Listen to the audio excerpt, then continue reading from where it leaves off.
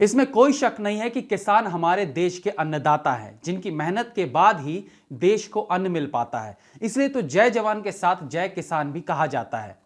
किसानों को हमेशा से सम्मान की नजरों से देखा जाता रहा है और राजनीतिक पार्टियों की भी सबसे ज्यादा नजर किसानों पर ही होती है, क्योंकि देश में किसान वोटर्स की संख्या काफी ज्यादा है। पंजाब में पिछले 1.5 महीने से हो रहे आंदोलन ने अब धीरे धीरे उग्र रूप ले लिया है। उग्र इसलिए कह रहा हूं क्योंकि जब अन्नदाता देश के उच्च पद पर बैठे प्रधानमंत्री को ठोक डालने की बात करते हैं तो यह विश्वास करने योग्य नहीं लगता, क्योंकि किसान हमेशा से शांत, धैर्य और दयावान रहा है। तो फिर ये कौन लोग हैं जो हल की जगह गोली की बात कर रहे हैं?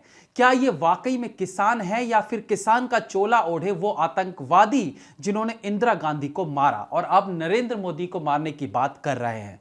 क्या किसान इस स्तर का हो सकता है? यकीनन नहीं। दरअसल ये सारा आंदोलन एक एजेंडा है सरकार का विरोध करने के लिए, जिसे कुछ पॉलिटिकल पार्टीज की शय पर उग्र रूप देने की कोशिश की जा रही है। सरकार ने किसानों के हित का ध्यान रखते हुए किसान बिल पास किया, जिससे कि किसानों को उनकी फसल का सही दाम मिल सके। और यह किसान बिल पास करने की कोशिश आज से नहीं बल्कि बहुत वक्त से किया जा रहा है। इवन कांग्रेस ने भी अपने मैनिफेस्टो में किसान बिल पास करने की बात कही थी, लेकिन अपने राजनीतिक दांव-पेचों के कारण वो ऐसा नहीं कर सके, क्योंकि किसान बिल पास करने की उनकी टाइमिंग फिट नहीं बैठी जहां उन्हें कुछ फायदा हो सके, और बिना फायदे के ये कुछ करते भी नहीं। लेकिन जब अब की सेंट्रल गवर्नमेंट ने उसी बिल को पास कर दिया है तो कांग्रेस शासित प्रदेश यानी केवल पंजाब में ही आखिर इसका विरोध क्यों? बाकी के राज्य के किसानों को इसमें आपत्ति क्यों नहीं है? केवल पंजाब के किसान ठोक मारने पर क्यों उतारू हो गए हैं? आखिर वो इस बिल में संशोधन क्यों चाहते हैं? दरअसल ये संशोधन का मुद्दा है ही नहीं, ये केवल इस किसान बिल की आड़ में सरकार का विरोध करने का एक तरीका है, जिसके लिए इन लोगों ने रेलवे के कई 100 करोड़ का नुकसान करके बैठे हैं। आखिर ये करोड़ों का नुकसान देश क्यों सहे और क्यों इनकी मांगों के चलते उन किसानों के साथ विश्वासघात करे जिन्हें इस बिल के आने से फायदा पहुंच रहा है?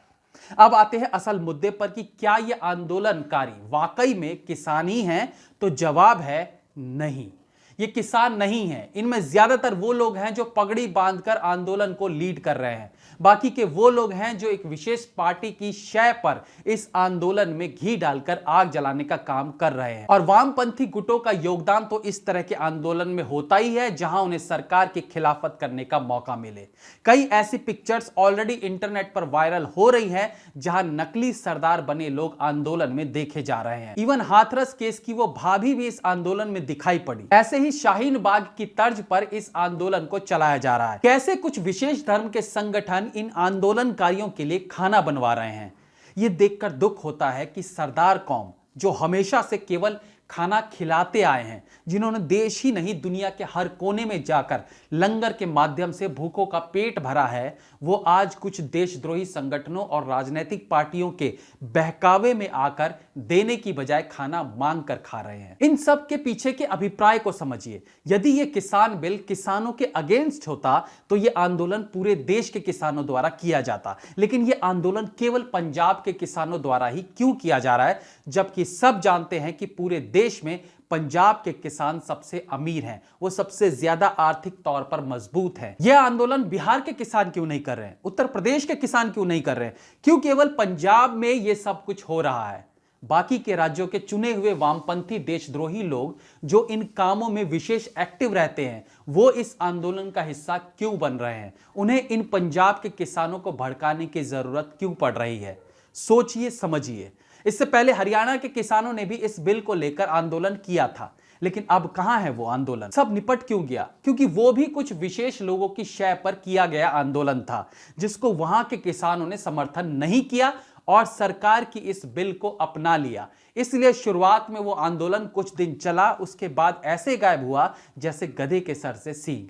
लेकिन पंजाब के किसानों का आंदोलन इसलिए बड़ा दिख रहा है क्योंकि इसमें खालिस्तानियों से लेकर वहां की सरकार यानी कांग्रेस और वामपंथियों सबने मिलकर इसमें योगदान दिया है। आज अगर आप इस आंदोलन में ऐसे किसानों को छांटने लगे तो शायद 10% भी रियल पंजाबी किसान इस आंदोलन में आपको नहीं दिखेंगे। जो रियल किसान है वो खेत में है, उसे पता है कि किसान बिल से उसे कितना फायदा पहुंचने वाला है।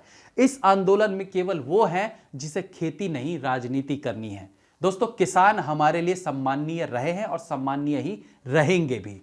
बस कुछ उत्पाती लोग किसानों की आड़ में उनका नाम खराब करने की कोशिश कर रहे हैं। केवल इन्हें पहचानने की हमें जरूरत है।